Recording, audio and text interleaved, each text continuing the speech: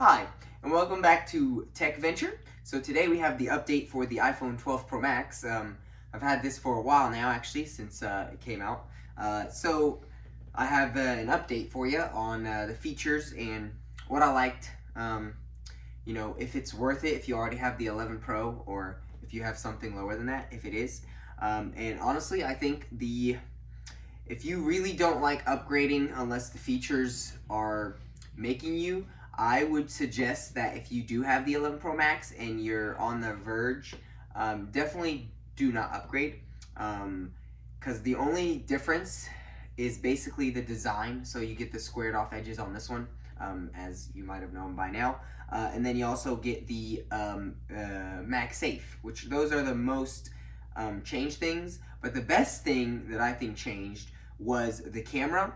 So if you've ever seen the 11 Pro next to the 12 Pro, you could tell that the camera is twice as big. It is huge, and it comes for, size does do, it's justice, because it does have night mode now on all three cameras, which is really good. That was really annoying how if you wanted to take a wide angle with the 11 Pro Max, you couldn't do that on night mode, but you can now. The LiDAR, it's for focus. I'm not gonna lie, I haven't noticed it much. So if you do really want to upgrade for that, like I said, I don't notice it much. Another thing is the size difference isn't that much either. It's 0.2, because this is a 6.7. The 11 is a 6.5. So it's that 2 point. You don't really feel it. You don't notice it, at least while you're using it every day. But obviously the most thing is that camera that really changed, and is probably why you're upgrading. The MagSafe I haven't really used that much. I didn't get the MagSafe charger because I already had so many wireless chargers everywhere else. I wasn't just gonna replace all of those, so I haven't gotten to use it. I did use it on the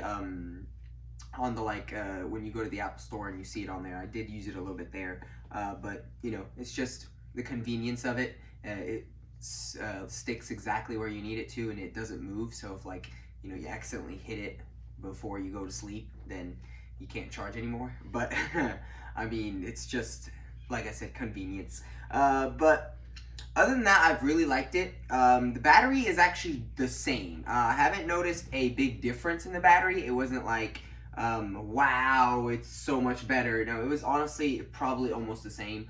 I believe it was 20 hours for the 11 Pro, and I'm guessing probably 20 hours for this one too.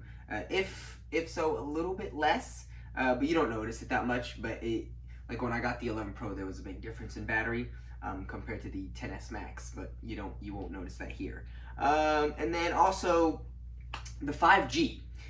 So the 5G, as you know, it's progressing ever so slightly. There's if T-Mobile says that they have 5G and AT&T said they had 5G before the iPhone came out, that was obviously a gimmick. But like right now with 5G, I've noticed it's much faster than LTE. I'm not gonna say it's not fast, but it's still progressing. Like I could see it get faster in like a year or two, which is gonna be something to see in the future, because they're supposed to say, or they say that 5G is supposed to be even faster than Wi-Fi, or close to Wi-Fi, which is going to be really nice to see.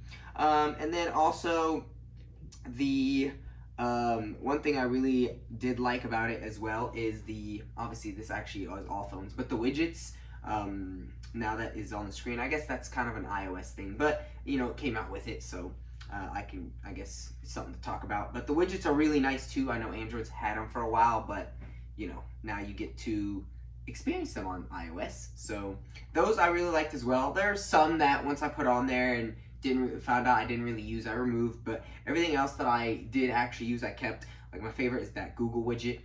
No sponsor here, but that Google widget was really helpful and nice, as well as let's see here, it was I believe the music widget, that's what it was. So the music widget was really nice and cool. You just click whichever album you wanted, or if the song was already playing, you just press play, which was really nice as well. You don't have to pull that down.